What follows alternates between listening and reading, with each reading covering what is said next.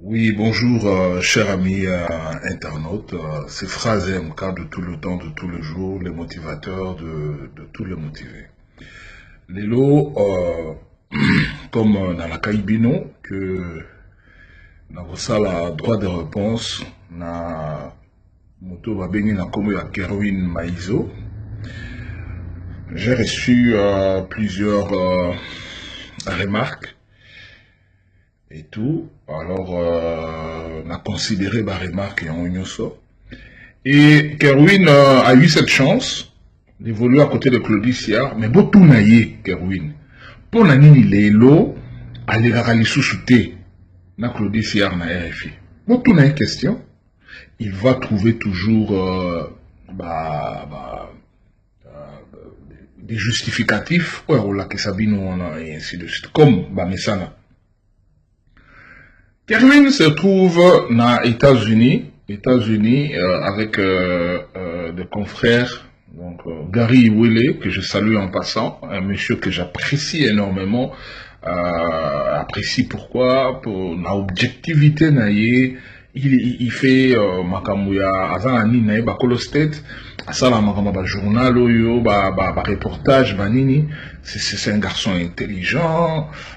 Approche au Azanango, même si vous recevoir mon plateau, vous sentez, hein, Marius Munga,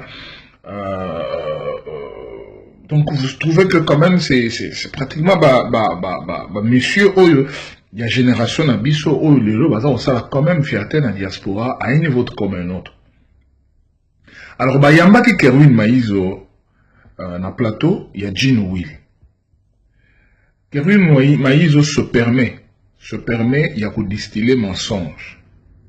Il se permet à redistiller mensonge na style oyo bango ba mesana na mutu oyo akoma mentor ya Kerwin Maïzo. Mutu oyo akoma mentor ya Kerwin Maïzo komo na ye Honoré Ngwanda. Oyo bino nyonso tuboyebi.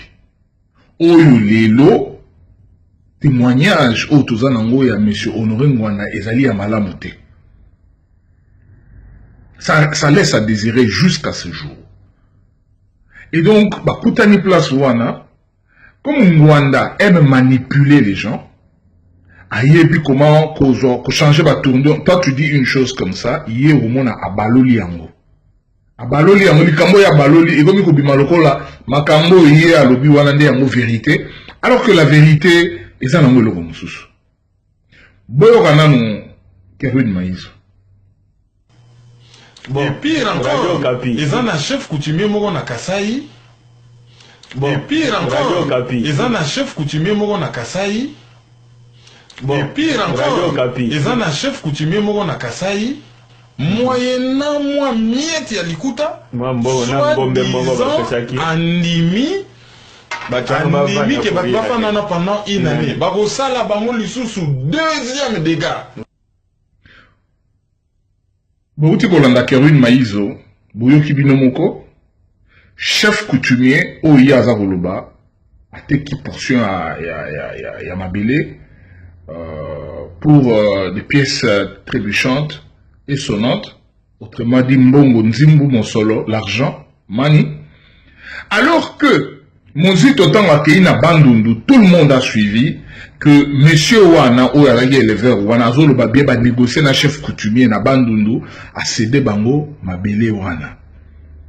Boye Bisangaï, et si Kawa Pibino Boyoki, balobi chef coutumier, Kassayen, Moutouateki, Mabele. Boye Bisangaï, Bino Moko, ba Congolais, Bato Bozola Nangaï, Bopé Sangaï, réponse. Lorsque nous vous disons que Bato Yo, Bazala Bolingote, Bazala Bolingote, il y a un problème sérieux au Bandundu. Mais Boyoka, comment? Il est en train de tronquer l'histoire, de tronquer la vérité. Comment il est en train de transformer, comment il est en train de changer. Et, sauf qui bomeki goloba boye, babandi ko finga. Tant ba finga kawana, pitié zalakate. Et quand nous aussi nous voulons prendre de la hauteur, to matandenge bango baza kokende wana to finga kaka ndenge baza kofinga omona ba imbango ote il faut boluka bomoko. Mais quand il a avancé ba makamalo kutawa, je ne vous ai pas vu. Général Bamouela Boujito. Je vous ai pas vu réagir à propos de l'histoire manipulée Yakerouine Maïs. Il prétend être analyste politique, spécialiste. Il vient sur la place publique, la télévision, internet, les réseaux sociaux, pour avancer, makambo moko eza dénoué de tout fondement. Makambo eza la référence à mon côté. Soka lingo lobalika momo kaka rapport rapport, mais quel rapport? Dites-nous que le rapport il y a 19 février par exemple, Nyati Boye, chez Okitoun dans les États-Unis, le Conseil de sécurité ONU, ça le rapport et la discussion, c'est-à-dire il y a une référence, non, en date de 19 ou en date de 18, une réunion spéciale RDC tenue dans le Conseil de sécurité, il y a les Nations Unies, voilà. Mais Makamuna Bakawana, référence et alité. On a résistant. Yo oza résistant wapi. Kerouine Maïzo, yo oza résistant wapi. Avec le mensonge comme ça. Au chef coutumier moko yaka. Est-ce que bino boyoka qui trace ya bangombe wana na Kasai? Même Batouana tant bazolo bawana nous sommes passés par le Baleki na Kasai wapi. Baleki na Kasai wapi. Non, ils sont passés par le Kasai. Baleki na Kasai wapi. Makambo bino bosali na Congo wana, vous allez le payer. Gardez mon sabine. Et Kerouine Maïzo, pendant que baza kolegana na direct na Gino Will na Gary Wele, na pesi Gino Will mbote sekazali. Moi je suis babengi ngai na koti na moni bato baza ko intervenir. Il y avait un confrère qui était là aussi dans le forum, avec un avis contraire na Kerouine Maïzo. Et Kerouine Maïzo se permet il y a qu'à traiter sur la place publique, il y a qu'on fait un biseau congolais, assaillant de surcroît, alors on a un crapaud. Merci Mingi. Merci Jimmy. Oyebi batmiso soubon, hein, les crapauds, hein, azo bazana saba chaussure, t'as la biseau trop bétabale dans la cour des grands. Merci Mingi. Merci Jimmy. Oyebi batmiso soubon, hein, les crapauds, hein, azo bazana saba chaussure, t'as la biseau trop bétabale dans la cour des grands. Awa bouti koyoka Kerouine, comment va traiter un citoyen congolais, un Kassaïen qui était rentré en contradiction naïe, alors on a capo. Kerouine Maïzo Aouta Wapi. Aouta Wapi, Kerouine Maïzo. Traiter un compatriote congolais, frère nayo congolais, sur la place publique parce qu'il n'est pas d'accord, il n'épouse pas ton point de vue. Voilà, il faut tout crapaud. Après, il y a des termes qu'on n'emploie pas sur la place publique, monsieur. Et puis, il va encore plus loin pour avancer la menace que tant que vous libérez Mboka, on va vous frapper tellement fort que vous n'allez pas l'oublier. Et nous avons paraphrasé. Batona Baye Barake, attendez-les. On va les frapper. Tout à fait. Et tu vas frapper, on a niveau moko. Je pense que tu vas lander la tiba à réseaux sociaux pour te rendre participer. Mboke s'est libéré, tu vas nous louka réseaux sociaux. Moko, il y a des gens qui vont avaler leur clavier. Tu continues à parler dans Openda Boutouzoui, souris ordinateur. To fongo liyo munoko ole yango benda to le ici yango. Bouti kolanda ye wana asa ko menacer bato asa ko profiter ba menace. Kerouine yo ko libérer mboka wapi? Kerouine Maïzo o ko libérer mboka wapi? Je dis que na kozongela yo. Je félicite Gary Iwele. Bakolo State. Puisque awa na Amérique awa, nous ne réfléchissons pas comme Bandeko Bazakuna à Paris.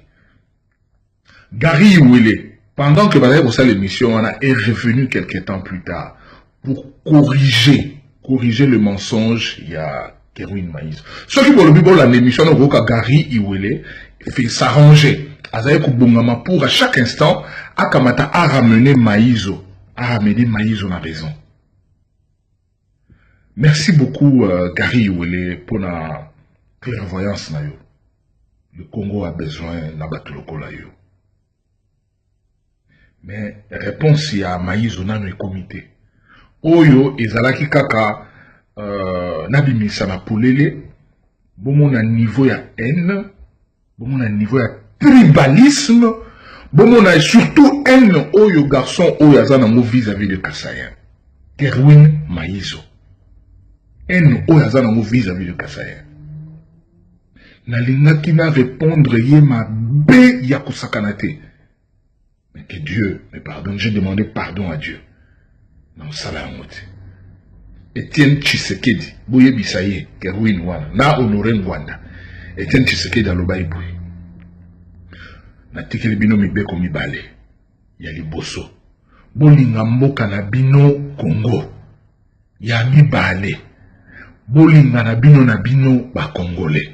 Voilà les deux grands commandements Etienne Tshisekedi a tikeli ibiso.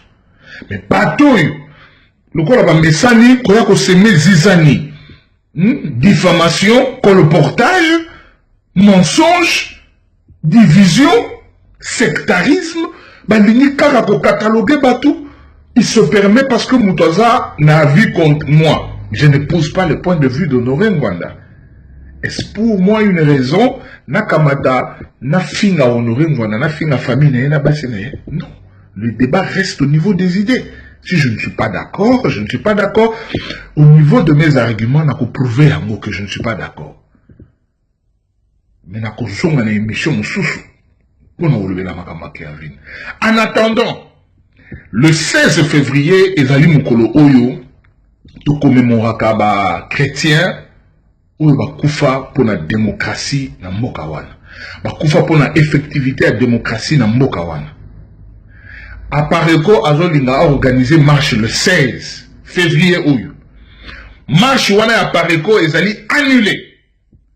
Apareko a luka date mususu. Sura linga sa la marche akamata le 17. Akino sa la marche le 17. Azolinga sa la le 16 pour essayer d'embrouiller les gens balongola cette partie. Il y a un événement aussi sombre où les Canadiens na mboka wana na histoire ya Congo. Cette partie toko permettre ata mokolo moko te longwa.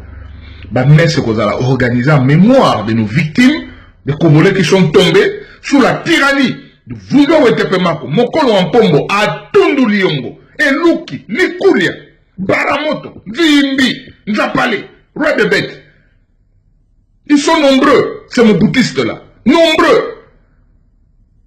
Baboma Batou le 16 février 1992. Pour ça, la messe, tokozala ba forum oyo toko kanisa en mémoire ya ba compatriotes congolais oyo ba kufa. Donc apareko atika ba aventure ya koyela ka bato tozonga dosa la marche moko boye contre l'occupation. Trouvez-vous une autre date? La date du 16 reste et restera jusqu'à ce que Jésus revienne sur la terre des hommes.